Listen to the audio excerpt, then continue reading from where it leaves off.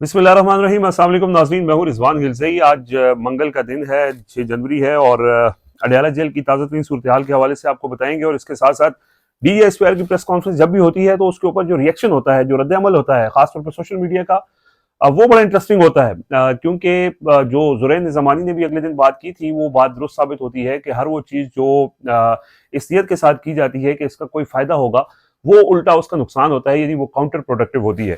तो बड़े इंटरेस्टिंग इसके ऊपर रिएक्शंस हैं, खासतौर पर सहाफ़ियों के, जर्नलिस्ट के, जो आज़ाद सहाफ़ी समझे जाते हैं या जो मौजूदा रजीम का जो असल हकीकत है वो सामने रखते हैं। क्योंकि इस प्रेस कॉन्फ्रेंस के अंदर बहुत सी, चूंकि बहुत बड़ी तवील प्रेस कॉन्फ्रेंस थी, 3.25 घंटे की पर मुहित ये प्रेस कॉन्फ्रेंस थी, और इसके अंदर बहुत सी ऐसी गुफ्तगू DGSPR ने की, क्योंकि जो कम्युनिकेशन और अबलाग के माहिरीन हैं वो ये समझते हैं कि अगर मुख्तसर बात हो, तो टू द पॉइंट हो, तो उसमें गलती की गुंजाइश कम होती है। लेकिन जब बात तवील हो जाती है तो उसमें बहुत सी ऐसी चीज़ें होती हैं, ऐसे लूज पॉइंट्स होते हैं, जिसको फिर जो मुखालफिन हैं वो इस्तेमाल करते हैं। और यही हुआ है कि आज जब प्रेस कॉन्फ्रेंस शुरू हुई तो लोगों ने बहुत तारीफें की शुरू में कि बड़ी टू द पॉइंट है, अपने काम से मुताबिक है, उसमें सियासी बात नहीं है। लेकिन जैसे जैसे वो गुजरती गई और फिर उसमें से बहुत सी ऐसी चीज़ें आई जो मैं इस वीडियो के अंदर आपके सामने रखूंगा। सबसे पहले आपको अडयाला जेल के हवाले से तफसीलात बताते हैं। इस वक्त जब मैं ये वीडियो रिकॉर्ड कर रहा हूँ, तकरीबन ये 9:30 बजे का टाइम है, और इस वक्त तक अडयाला जेल में गैर मामूली तादाद है। गैर मामूली मैं इसलिए कह रहा हूँ कि इससे पहले माजी में जितनी भी अडयाला जेल के बाहर इमरान खान की बहनों ने धरने दिए, उसमें 6-7 बजे के बाद आहिस्ता आहिस्ता उसकी तादाद कम होती गई। और फिर बाद में पुलिस देखती है कि जब तादाद कम हो जाती है तो उसके बाद वो ऑपरेशन शुरू करती है। लेकिन अभी इस वक्त तक जब ये वीडियो रिकॉर्ड हो रही है, 9:30 बजे का टाइम है, तो अडयाला जेल के बाहर अच्छी खासे कारकुनान की तादाद मौजूद है, जो वहाँ पे रिपोर्टर्स हैं, जिसमें जिशान नूर हैं, अताउर रहमान कोहिस्तानी हैं, इब्रार वली हैं। वो वहाँ से जो रिपोर्ट कर रहे हैं वो ये कह रहे हैं कि तकरीबन 600 से 700 लोग जो है वो इस वक्त अडयाला जेल के बाहर फैक्ट्री नाके के ऊपर इमरान खान की बहनों के हमरा धरना दिए बैठे हैं। और इंपॉर्टेंटली बात यह है कि उसमें सीनियर जो लीडर्स हैं, खास तौर पे तहरीक तहफ़्फ़ुज़ ऐन पाकिस्तान के रहनुमा महमूद खान अचकज़ई और अल्लामा राजा नासिर अब्बास सबसे कुछ देर पहले वहाँ पे पहुंचे, और वो भी वहाँ पे धरना दिए बैठे हैं इमरान खान की बहनों के साथ। और उनके साथ PTI की जो लीडरशिप है, जिसके अंदर जुनैद अकबर हैं, सलमान अकरम राजा हैं, मीना खान अफरीदी हैं, शफकत अयाज हैं। इसके अलावा बाकी खैबर पख्तूनख्वा की जो कैबिनेट है उसके भी मेंबर्स वहाँ पे मौजूद हैं। पंजाब से भी काफ़ी सारी तादाद है लोगों की। ISF और यूथ के नौजवान बड़ी तादाद में मौजूद हैं, और ख़वातीन की बड़ी तादाद भी आज वहाँ पे मौजूद है, क्योंकि कुरान ख़वानी थी, सूरह यासीन का ख़त्म था, तो उस वजह से ख़वातीन की भी एक अच्छी खासी तादाद आज वहाँ पे पहुँची। और इस वक्त जो वहाँ पे सिचुएशन है, लोग धरना दिए हुए हैं। खाने पीने का आज खुसूसी बंदोबस्त किया गया था। जिशान नूर के मुताबिक वहाँ पे 2 देगें लाई गई थी चावलों की, जो वहाँ पे डिस्ट्रीब्यूट की गई। चाय कावे का बंदोबस्त जो है वो किया गया है। कारकुनान अपने साथ जो सर्दी से बचने के लिए जो ज़रूरी सामान है वो भी लेके आए हुए हैं। ये भी पता है कि वाटर कैनन का इस्तेमाल होगा, तो ये भी वहाँ पे जो लोग हैं उनके पास बरसातियाँ भी हैं, जो वाटर प्रूफ जैकेट्स हैं वो भी उन्होंने वहाँ पे अपने साथ रखी हुई हैं। और इस वक्त भी वहाँ पे धरने में यानी एक अभी तक तो पुरअमन सूरत हाल है, लेकिन पुलिस जो है वो इंतजार कर रही है कि जैसे लोग कम होंगे तो ऑपरेशन किया जाएगा। लेकिन आज अब से थोड़ी देर पहले अताउर रहमान कोहिस्तानी अपनी वीडियो के अंदर ये बता रहे थे, जो लाइव वहाँ से कर रहे थे, कि जो भी कारकुनान आए वो वापस नहीं गए। जाहिर है हम वहाँ से आपको बताते भी रहे कि 6-7 बजे के बाद से लोग कम होना शुरू हो जाते हैं, लेकिन आज लोग इंटैक्ट हैं, मौजूद हैं, और बड़ी तादाद वहाँ पे मौजूद है। जब तादाद ज्यादा होती है तो उन लोगों को वहां से डिस्पर्स करना पुलिस के लिए थोड़ा सा मुश्किल हो जाता है। इसी वजह से हलीमा खान साहिबा ने गुज़श्ता हफ्ते जब वो वहाँ पे उनको वहां से हटाया गया, तो उन्होंने ये बड़े गुस्से में भी थी, और उन्होंने कहा था कि अगर 10,000 लोग यहाँ पे आ जाएं तो पुलिस हमें डिस्पर्स नहीं कर सकती। लेकिन बदकिस्मती है, अफसोस है कि 10,000 लोग नहीं आए। हालांकि PTI मुल्कगीर जमात है, हर जगह उनकी मौजूदगी भी है, लेकिन वो लीडरशिप जो है लोगों को मुतहरिक करने में नाकाम है। और आज जो उम्मीद जाहिर की जा रही थी कि शायद ज्यादा लोग या 10,000 लोग आएंगे, लेकिन एक हकीकत, तल हकीकत यही है कि 1,000 के करीब लोग भी नहीं पहुंच सके। एक मौका था शाम में कि ज्यादा लोग थे, लेकिन अब इस वक्त जो सूरत हाल है वो हमने आपके सामने रखी है। और इतने लोग, अगर 600 से 700 लोग भी मौजूद हों, क्योंकि माजी में जो इससे पिछली जितनी भी दफा पुलिस ने वाटर कैनन का इस्तेमाल किया, तो हार्डली 100 के करीब लोग ज्यादा से ज्यादा होंगे, 150 होंगे, इससे ज्यादा लोग नहीं थे। और 50-60 थे, बल्कि लास्ट टाइम तो बहुत ही कम थे जब वाटर कैनन यूज हुआ तो उस वक्त उनके गिर्द गिर्द 20-25 लोग थे, इससे ज्यादा नहीं थे। लेकिन आज सूरत-ए-हाल मुख्तलिफ होगी और आज पुलिस के लिए जो ताकत का इस्तेमाल है वो भी आसान नहीं होगा। बहरहाल वो हम साथ साथ आपको आगाह करते रहेंगे। डीजीएसपीआर की प्रेस कॉन्फ्रेंस में बात करते हैं। डीजीएसपीआर की प्रेस कॉन्फ्रेंस तवील प्रेस कॉन्फ्रेंस है, उसके अंदर उनके जो क्रक्स है वो यही है, खैबर पख्तूनख्वा, उन्होंने कहा जी दहशतगर्दी का मामला रखेंगे। खैबर पख्तूनख्वा की हुकूमत खासतौर पर सुहेल आफरीदी, और मैंने जैसे पहली वीडियो में भी कहा था कि सुहेल आफरीदी का कल के बयान के बाद ये रद्द-ए-अमल फितरी था, आना था और सख्त रद्द-ए-अमल मुतवक्के था। सुहेल आफरीदी के लिए अब बहुत मुश्किलात बढ़ गई हैं। लेकिन इमरान खान के दौर के जो चीज़ें थी, फैसले थे, उनको भी बड़ी तनकीद का निशाना बनाया गया। अफगानिस्तान के हवाले से बाकायदा एक तरह से ये डिक्लेयर किया गया कि अफगानिस्तान जो है वो पाकिस्तान का दुश्मन मुल्क है। मैं क्विकली इसमें जो आज की प्रेस कॉन्फ्रेंस के ऊपर जो सहाफ़ियों का या सोशल मीडिया एक्टिविस्ट हैं उनका रद्द-ए-अमल आपके सामने रखने से पहले शहजाद अकबर साहब को मैं सुन रहा था, उन्होंने ये कहा कि डीजीएसपीआर की प्रेस कॉन्फ्रेंस जब वो सुनी तो एक आदमी ने उनको मैसेज किया और उन्होंने ये कहा कि बड़ा अच्छा हुआ कि कोई एक्टिविटी नहीं होती, डीजीएसपीआर प्रेस कॉन्फ्रेंस करते हैं तो हमें बहुत सा कंटेंट मिल जाता है बात करने के लिए। और उन्होंने तो बल्कि ये यहाँ तक ये कहा कि जब पिछली प्रेस कॉन्फ्रेंस में डीजीएसपीआर ने ये कहा था कि मुझे शहजाद अकबर की शक्ल ना दिखाओ, मैं इनकी शक्ल भी नहीं देखना चाहता, तो उस एक जुमले की वजह से मेरी व्यूअरशिप बहुत बढ़ गई है और उन्होंने ये कहा मेरे इलाके में टोर बढ़ गई है और लोग मुझे बहुत ज्यादा सुनने लग गए हैं। और वो तो ये कहते हैं कि इस तरह की गुफ्तगू उनको करते रहना चाहिए ताकि इससे हमारा फायदा हो। और यही सोशल मीडिया का भी यही है कि अगर वो प्रेस कॉन्फ्रेंस जिस दिन उनकी होती है उस दिन वहां पे लोग बात भी करते हैं, उसके रद्द-ए-अमल में भी बात करते हैं और बहुत ज्यादा वो शेयर भी होती है। और मैं क्विकली चलते हुए सबसे पहले समीना पाशा साहिबा का एक सवाल आपके सामने रखता हूँ, क्योंकि डीजीएसपीआर की प्रेस कॉन्फ्रेंस के अंदर उन्होंने ये बताया कि इस वक्त जो पीटीआई की हुकूमत है वो ऑपरेशन की मुखालिफ है और दहशतगर्दों की हामी है। यानी तासुर उसका यही था कि सहूलतकारी कर रहे हैं सुहेल आफरीदी या पीटीआई के लोग। उन्होंने क्लिप्स चला के असद कैसर के, इकबाल आफरीदी के, सुहेल आफरीदी के ये बताने की कोशिश की कि ये दहशतगर्दों के सहूलतकार हैं। तो इसमें समीना पाशा साहिबा ने सवाल पूछा कि अगर पख्तूनख्वा के अवाम ऑपरेशन की पॉलिसी के साथ हैं और उन्होंने मुखालिफ पॉलिसी रखने वाली सियासी जमात पीटीआई को 3/4 अक्सरियत से क्यों मुंतखब किया, कि वो डीजीएसपीआर ने ये कहा कि लोग इनके साथ नहीं हैं, लोग हमारे साथ हैं। तो उसमें उन्होंने ये सवाल किया है कि अगर वो इस पॉलिसी जो रियासती पॉलिसी है जो ये समझती है कि मिलिट्री ऑपरेशन ही मसाइल का हल है, तो अगर लोग इस पॉलिसी के साथ हैं तो फिर पीटीआई जो मुखालफत कर रही है ऑपरेशन की, वो उनको 3/4 अक्सरियत से उन्होंने क्यों मुंतखब किया। यानी 2013 में पहले वोट लिए, 2013 में उससे ज्यादा वोट लिए, 2024 में उससे ज्यादा वोट लिए और लोग जो है वो इसी पॉलिसी जो इमरान खान की पॉलिसी है उसके साथ खड़े हैं। अच्छा, इसका जो सवाल है इसका जवाब मैं आपके सामने इस तरह रखता हूं, जो समीना पाशा साहिबा ने सवाल किया है कि लोग क्यों साथ हैं।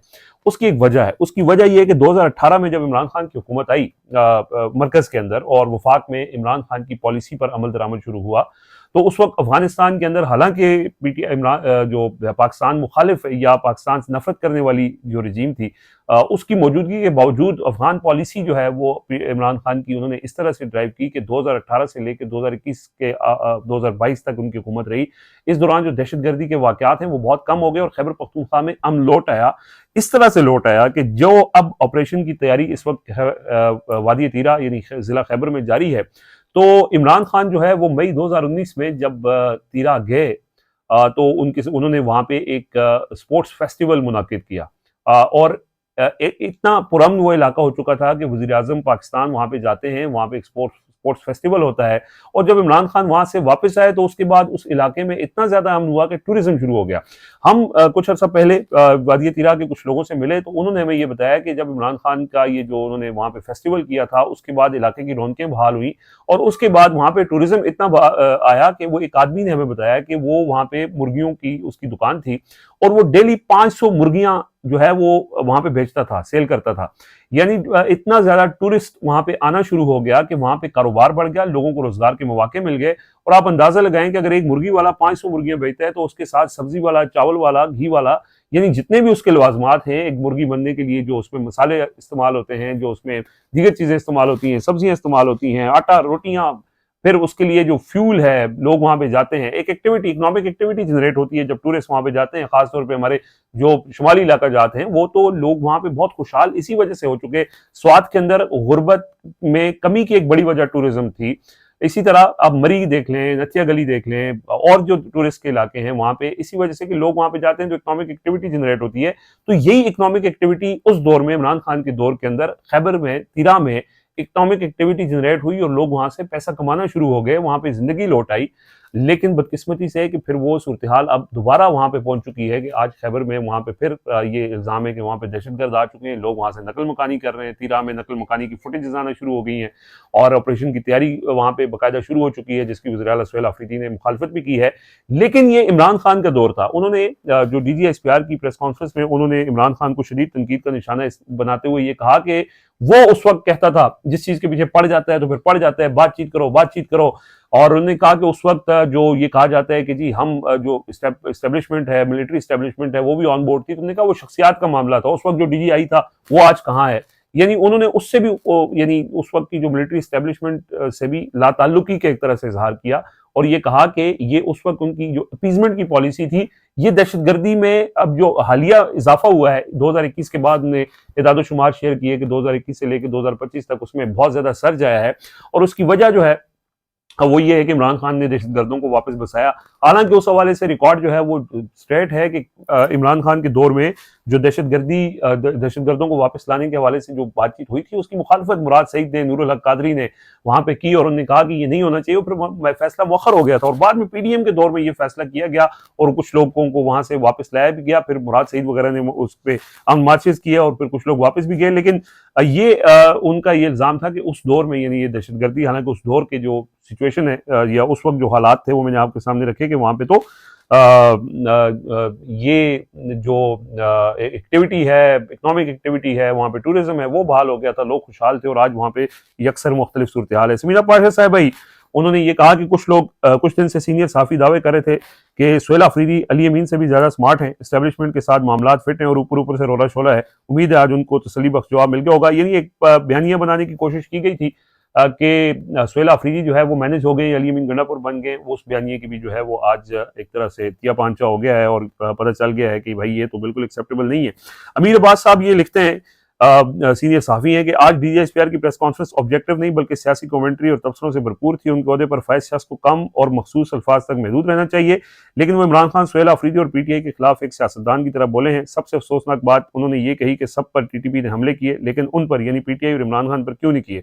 अफसोस के इतने बड़े मनसब पर फायज शख्स ने हकायक मसख कर दिए। पहली बात तो ये कि क्या किसी सियासी जमात को हुब्बुल वतनी साबित करने के लिए मखसूस तादाद में अपने ऊपर हमले करवाने पड़ेंगे। फिर उन्होंने कुछ शेयर किए, हकीकत शेयर करने का जी। PTI के MPA सरदार सुरन सिंह को TTP ने अप्रैल 2016 में कत्ल किया। जुलाई 2018 में इलेक्शन मुहिम के दौरान PTI के उम्मीदवार इकरामुल्लाह गंडापुर को TTP ने खुदकुश हमले में शहीद किया। 2024 जनवरी में सिब्बी में PTI की इलेक्शन रैली पर दहशतगर्द हमले में 4 लोग शहीद हुए। और फिर वो जो MNA मुबारक ज़ेब जो इलेक्शन लड़ रहे थे, जिनका भाई अब जो है वो MNA बना है, उनको भी, वो भी PTI के कारकुन थे, रहनुमा थे, और उनको भी दहशतगर्दों के हमले में जो है वो शहीद कर दिया गया। और आज ही जो है वो सुबह सुबह ये खबर सामने आई कि तहरीक इंसाफ के अहम रहनुमा और साबिक तहसील डुमेल बनू के नाज़िम फिदा मोहम्मद खान की गाड़ी पर दफ्तर के सामने बम हमला हुआ। अल्हम्दुलिल्लाह वो उसमें महफूज रहे, लेकिन उनके ऊपर ये बम हमला जो है वो हुआ है। अच्छा, वसीम मलिक साहब ने अहम तरीन फैक्ट चेक शेयर किया। उन्होंने कहा कि DGSPR की प्रेस कॉन्फ्रेंस से ये तासुर नुमाया तौर पर उभरा कि पख्तूनख्वा में PTI की सूबाई हुकूमत दहशतगर्दों की मावन है और इसी वजह से वो मुजवजा मिलिट्री ऑपरेशन की मुखालफत कर रही है। इस पर वसीम मलिक ने लिखा कि पख्तूनख्वा में मिलिट्री ऑपरेशन की मुखालफत महज तहरीक इंसाफ की सूबाई हुकूमत तक महदूद नहीं, बल्कि ये पूरे सूबे के इज्तिमाई शऊर और तमाम स्टेक होल्डर्स की मुत्तफिका आवाज़ है, जिसकी वाज़ेह मिसाल 12 नवंबर 2025 का सूबाई हुकूमत के ज़ेर तमाम मुनक्किद होने वाला ग्रैंड अमन जिरगा है, जिसमें मुस्लिम लीग नून, पीपल्स पार्टी, ANP, JUI समेत तमाम बड़ी सियासी जमातों, कबायली मशरान और हर मकतब फ़िक्र के नुमाइंदे शरीक थे।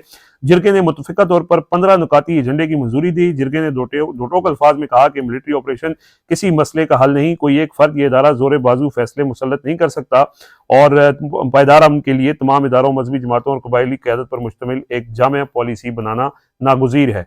ये इसके ऊपर वसीम मलिक का कॉमेंट था। फिर इसके साथ साथ जो ईमान मजारी साहिबा हैं, क्योंकि उनको आज बाकायदा यानी उनको तनकीद का निशाना बनाया गया, बल्कि बारीक वारदातिया करार दिया गया। और उन्होंने कोई प्रोफेसर हैं, उनके हवाले से उन्होंने ट्वीट की थी और वो बाद में DJSPR ने कहा कि वो दहशतगर्द थे और उनको ये उनकी ये हिमायत करते हैं और ये बाहर से ये लोग ऑपरेट होते हैं। और ईमान मज़ारी साहिबा को ख़ास तौर पे उन्होंने तनकीद का निशाना बनाया था। तो इस पर ईमान मज़ारी का जो जवाब था वो उन्होंने अपने ट्वीट के अंदर लिखा है और उन्होंने कहा कि अपनी आवाम पर वारदात कौन डालता है ये सबको पता है, इसलिए बेचारे हर महीने रोते धोते प्रेस कॉन्फ्रेंस करने पर मजबूर होते हैं। तरस आने लगा है इनकी जहनीत पर। मौसूफ ने नेशनल मीडिया पर हमारे टैक्सेस पर पलने का लिहाज किए बगैर एक शहरी पर इतने संगीन इल्जाम लगाए। किसने इंसाफ को ये इख्तियार दिया? उनका हल्फ आइन में दिया गया है और ये प्रेस कॉन्फ्रेंस पहली नहीं जहां मौसूफ ने खुलेआम अपने हल्फ की खिलाफ वर्जी की है। इतने सच्चे हैं हमारे बहादुर मुहाफिज साहब तो अवाम को जवाब दें कि असल में बाहर से डोरियां किसकी चलती हैं, जजीरे किसने खरीदे, पापा जॉन्स किसको कहा गया, सर्विस के बाद बैरून मुल्क याशियां किसने की, 1948 से 2010 तक किसने अमेरिका से 21.3 अरब डॉलर वसूल किए, अपने शहरियों को डॉलरों के एवज किसने बेचा, एक प्रोफेसर को उनके घर से जबरी तौर पर लापता करके तहवील में ही इसे दहशतगर्द बनाकर जबरदस्ती वीडियो किसने बनवाई और क्यों? मीडिया पर बातें करनी है, आइन की धज्जियां उड़ानी है तो जवाब भी देना सीखना होगा। इधर सियासतदान से लेकर वकील जवाब दे है तो साहब अपने आप को भी मुकद्दस गाय ना समझें, इनको अब बड़ा हो जाना चाहिए। ये ईमान मज़ारी साहिबा ने जो है वो उनका रद्द-ए-अमल था। सेनेटर मुश्ताक साहब ने कहा है कि ये कैसा जमहूरी निज़ाम है जिसमें DJSPR अपनी प्रेस ब्रीफिंग में मीडिया को एक सूबे और एक पार्टी के लीडरशिप की तस्वीरें और तकरीरें दिखा रहा है और इनके खिलाफ सियासी गुफ्तगू करता है और धमकियां देता है। ये किस कानून के तहत हो रहा है, किस हल्फ के तहत हो रहा है? ये ना जमहूरी निज़ाम है, ना ही हाइब्रिड निज़ाम है, ये मार्शल लॉ है। अब किसी को कोई मुगालता नहीं होना चाहिए। ये प्रेस कॉन्फ्रेंस अफसोसनाक थी। ये सेनेटर मुश्ताक साहब ने जो है वो इसका जिक्र किया है। इसके अलावा जो एक और इम्पॉर्टेंट बात उन्होंने आज की, उन्होंने बलूचिस्तान हुकूमत की बड़ी तारीफ की और कहा कि जी बलूचिस्तान में हुकूमत तो बहुत अच्छा काम कर रही है, सिर्फ एक हुकूमत है जो हमारे साथ ताउन नहीं कर रही और इसी वजह से वहाँ पे दहशतगर्दी है, क्योंकि वो वहाँ पे माहौल जो है वो ऐसा है कि उसमें दहशतगर्दी को परवान चढ़ाया जाता है, ये उसको फायदा मिलता है। तो इसमें फ़हीम अख्तर मलिक साहब ने सवाल किया है और उन्होंने ये कहा है कि वज़ीर आला बलूचिस्तान जो क्वेटा में दहशतगर्दी और अमन अमान की सूरत हाल खराब है की वजह से बल्दियाती इंतखाबात नहीं करा सकता और खुद क्वेटा के अलावा दीगर शहरों में जाने से कतराता है, वो ठीक काम कर रहा है। वाह! यानी बलूचिस्तान वज़ीर आला ने कहा कि क्वेटा में अमन अमान की सूरत हाल ऐसी है कि बल्दियाती इलेक्शन नहीं हो सकते और किसी और क्वेटा के अलावा किसी दूसरे शहर में वो नहीं जा सकते। ये तो गुज़श्ता दिनों जो एक उलमा कॉन्फ्रेंस हुई थी उसके अंदर जो मौलाना मेंगल साहब थे उन्होंने भी ये सवाल किया था कि क्या वज़ीर आला बलूचिस्तान के किसी शहर में जा सकता है? तो फ़हीम अख्तर मलिक साहब ये कहते हैं कि उनको कहा जाता है कि वो ठीक काम कर रहे हैं, हालांकि सूरत हाल वहाँ पे ये है कि वहाँ पे वो कहते हैं कि इतने हालात ख़राब हैं कि इलेक्शन बल्दियाती इंतखाबात कराना मुमकिन नहीं है। तो ये कुछ सवालात हैं और ये चीज़ें हैं जो आज जो सहाफ़ी हैं उन्होंने कुछ सवालात उठाए हैं और साथ ही साथ उन्होंने एक और बात ये की थी कि मौजूदा हुकूमत बाइख्तियार है और हर हुकूमत जो है वो बाइख्तियार होती है। यानी उन्होंने कहा सिविलियन हुकूमत जो है वो बाइख्तियार है, इख्तियार उनके पास है। तो इस पे एक यूज़र हैं वजाहत समी, उन्होंने मुनीफ फारूक का क्लिप निकाल के लगाया जिसके अंदर वो ये कहते हैं कि मोहसिन नकवी के पास वज़ीर आज़म से भी ज़्यादा इख्तियार है। हाइब्रिड रजीम में शहबाज शरीफ की औकात ये है कि इनको सिर्फ एक फ़ोन कॉल आनी है और जिस दिन वो आई उन्हें बोरिया बिस्तर समेट कर घर जाना होगा, इनके अलावा कोई दूसरा ऑप्शन नहीं। ये औकात है वज़ीर आज़म की जिनका वो कहते हैं कि उनके पास इख्तियार है। यानी मुनीफ फारूक साहब जो वक्तन फ़ौकतन उनकी तरफ से धमकियाँ लगानी हो या औकात बतानी हो सियासतदानों की तो वो बताते रहते हैं और यही उनका एक क्लिप निकाल के लोगों ने बताया है। बेसिकली बात ये है कि जो बात वो करते हैं और उसमें लोग उसकी हकीकत जो है वो सामने रख देते हैं और इसमें बहुत सी जो उनकी गुफ्तगू, जैसे उन्होंने कहा कि जी इमरान खान ने आर्मी चीफ को बाप कहा, यानी बाप डिक्लेयर किया था। हालांकि ऐसा कोई स्टेटमेंट इमरान खान की तरफ से नहीं आया था। ये शहरियार अफरीदी ने एक टीवी प्रोग्राम में बात की थी जिसको इमरान खान से मंसूब किया जाता रहा, लेकिन आज DJSPR जितनी एक जिम्मेदार पोजीशन पर बैठे शख्स ने एक ऐसी बात की है जो एग्जिस्ट ही नहीं करती। यानी इमरान खान के ऐसा कोई स्टेटमेंट नहीं है लेकिन उन्होंने उनसे मंसूब करके उनको तनकीद का निशाना बनाया।